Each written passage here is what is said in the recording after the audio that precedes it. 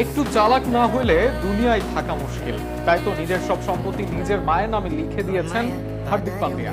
হার্দিকের স্ত্রী পোস্ট করেছিলেন হার্দিককে রাস্তায় নামাবেন তিনি, কারণ তালাক হয়ে গেলেই 70% সম্পদের মালিক হয়ে যেতেন হার্দিকের স্ত্রী। কিন্তু যে হার্দিকের পলিটিক্স রোহিত শর্মাকে ক্যাপ্টেন্সি থেকে নামিয়ে দেয়, সে কি এত সস্তা? 2020 সালের 31শে মে 7 পাকে বাধা পড়েন হার্দিক ও তার স্ত্রী।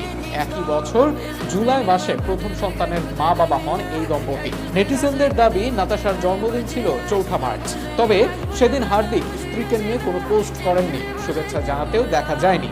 এমনকি সন্তানকে ছাড়া নাতাশা হার্দিকের সঙ্গে সকল ছবি পোস্টও মুছে ফেলেছেন। এরপর ইনস্টাগ্রামে পোস্ট করেছেন খুব শীঘ্রই একজন পথে বসবে। এর অর্থ সবাই ধরে নিয়েছে হার্দিকের সম্পত্তি নিজের করে পাওয়া নিয়ে এমন স্ট্যাটাস দিয়েছেন তিনি। কেননা আইন অনুযায়ী তাদের ডিভোর্স হলে এই মুহূর্তে হার্দিকের সম্পত্তির 70% পাবে তার সন্তান সম্ভবা স্ত্রী। কিন্তু এরপরই রোমাঞ্চকর এক তথ্য প্রকাশ পেয়েছে, যেখানে বলা হচ্ছে হার্দিকের সকল বড় বড় সম্পদ বা বাড়ি গাড়ি সবকিছুই তার মায়ের নামে লেখা। অর্থাৎ তালাক হলে কোনো সম্পত্তি পাবেন না তার স্ত্রী নাতাশা।